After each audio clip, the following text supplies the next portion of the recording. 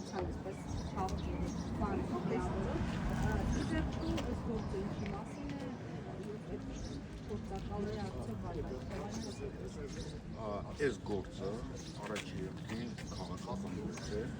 եւ ունի միջպետական նշանակություն, որի հետևանքները լինելու են չափազանց ծանր Հայաստանի համար։ Այսինքն ինչ է տեղի ունենում։ Ուրեմն ես բացատրեմ, որ կառավարությունն է միջպետական պայմանագրեր դաշնակից երկրների միջև։ Եվ ըստ միջպետական պայմանագրերի երկրները պարտավորվում են գրավոր ստորագրած։ Միմյանց նկատմամբ լրտեսական գործունեություն չծավալել։ Եվ նման պայմանագրեր կան Հայաստանի և Ռուսաստանի միջև, նման պայմանագրեր կան Եվրոմիության երկրների միջև եւ հակառակը պարտավորվում են, որ հատուկ ծառայությունները միմյանց հետ ինֆորմացիաներ փոխանակեն, թմրաբիզնեսի հետ կապված, տերորիզմի հետ կապված եւ այլն։ Այդ պայմանագրերը Հայաստանի եւ Ռուսաստանի միջև նույնպես կապված են եւ ԵԱՏՄ եւ ՀԱՊԿ-ի երկրների միջև։ Ինչ է նշանակում այս գործը։ Այս գործը նշանակում է, որ Հայաստանի իշխանության ղեկավարը պաշտոնապես հայտարարում է, որ Ռուսաստանը տնտեսական գործունեություն է իրականացնում Հայաստանի նկատմամբ, այսինքն թշնամական երկիր է։ Հետո դա իրավաբանորեն ձևակերպվում է մեղադրանքի միջոցով եւ հիմա դատական գործընթացն է գնում, արդեն դատարանի որոշումով ենթադրում են կհայտարարվի, որ Ռուսաստանը Հայաստանի հանդեպ թշնամի երկիր է։ Այսինքն դատարանի որոշումը դուք գիտեք, դա ունի օրենքի ուժ, դա օրենքի տեսակ է։ Եվ եթե Հայաստանը օրենքով հայտարարում է, որ գիտեք ինչ, եթե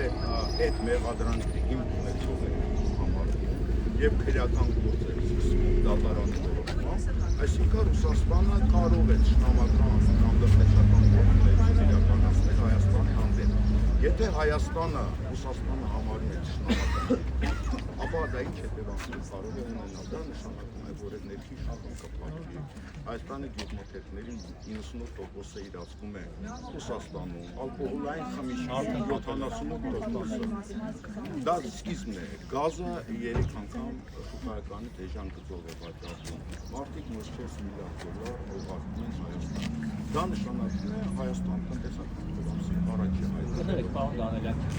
եթե օրինակ այդ ենթադրյալ տեղեկությունները եթե իսկապես օրինակ փոխանցել է Ռուսաստանը, փոխանցել ասենք Ֆրանսիային, կհամարեն օրինակ պետական դավաճանություն ինչ է կա։ Ուրեմն ես ձեզ ասեմ, Հայաստանի ցանկացած քիչ թե շատ հնարավորություն ունեցող մարդ, նաև լրագրող, նաև դուք ձեզանից որևէ մեկը հեշտությամբ ոչ թե 600 քանի հազար դոլարով, այլ անվճար կամ նույնիսկ $1000 տեղեկություններ կստանաք, թե փակ ոչ գաղտնի լսումների ժամանակ ազգային ժողովում ինչ է պատահում։ Ուրեմն ձեզ հիշեցնեմ, մի քանի տարի առաջ Գերմանիայում սկանդալ էր եղել, որովհետև Գերմանիայի վարչապետին իր կաբինետում լսում էին ասում Միացյալ Նահանգների ծառայությունները։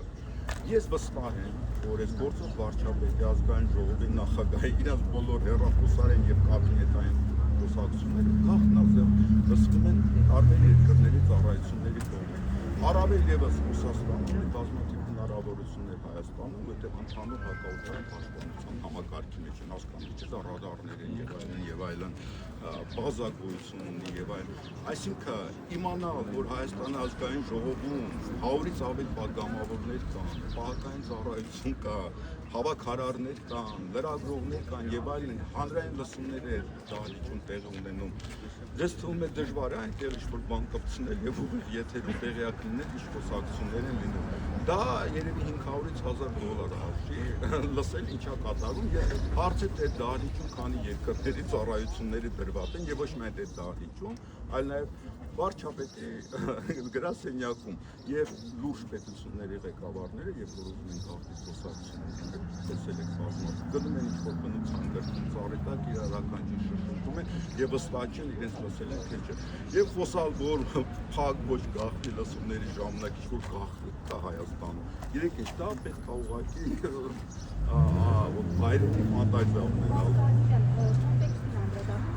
Անդրական պրոցեսի ընթացքում է այս դեպքը արձանագրվել եւ ընթացքրվել հնարավոր է ազդեցություն ունենալ նաեւ պետական պրոցեսի վրա բացասական չեմ առանձնացնում որովհետեւ այդ ռուսական ազդեցության մեղադրանքը ուղղվում է բոլոր դիմադրումների ծնվում իշխանությանը դիմացող ցանկացած անձի։ Եվ նաև վերջին այս համատեքստի վերջին հարցումները Պետական ինստիտուտի, որոնք հանրայնացվեցին, բավականին այսպես անհասկանալի տարբերություն եղավ մինչ այդ եղած հարցումների միջև եւ իշխանությունը առաջատարը։ Քանի տոկոս ուներ իշխանությունը։ 38% ուներ իշխանությունը։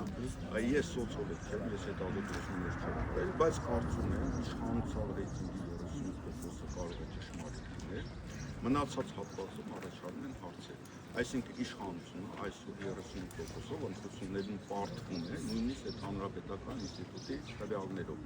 Կան այլ տվյալներ, որտեղ պարտությունը ավելի ուժեղ է, որտեղ գիտեք ինչա պետք է մասնագետ լինել, որոնք հասկանան այդ թվերի տակ ինչ է գտնվում, մարդիկ կան վերջ չեն կողմնորոշվել, բայց գնալու են, այսինքն իրենք չեն ցանկանում կարծիք հայտնել։ Ուղղորդող ազդեցություն ունեն այդ ինստիտուտի տվյալները։ Ես չեմ կարծում, որ դա տարբեր տվյալներ կան, բայց հասկացող մարդիկ հասկանում են, որ 38%-ով այս իշխանությունը պարտվում է եւ բազմաթիվ մարդիկ հրաժարվել են պատասխանել։ Այսինքն իրենք ինչ-որ խնդիր ունեն, որտեղ իշխանության ձայն տվողները չեն հրաժարվում պատասխանել։ Հիմա ես ուզում եմ մի կարևոր հայտարարության մասին խոսել, որ արել է վարչապետը, որոնց մասին լրատվամիջոցները չեն խոսում, քան չեն ընկալել ինքը ինչ է ասել։ Ինքը իրեն հարց են տվել, որ 300,000 ադրբեջանցիներ կարող են քննարկվել Հայաստանում եւ ինքը նման պարտավորություններ, որովհետեւ չէ, ինքը ասում է իմ իշխանության օրոք դա տեղի չունի։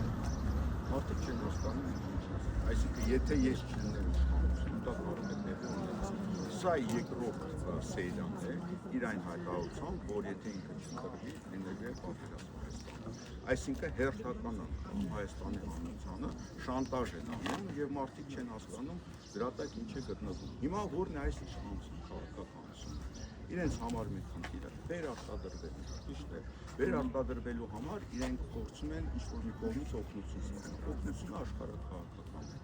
Այսինքն ինչ արևմուտքից օգնություն ստանալ, վերընտրվել, հետո ինքը ասում է մենք Ռուսաստանը հարգում ենք,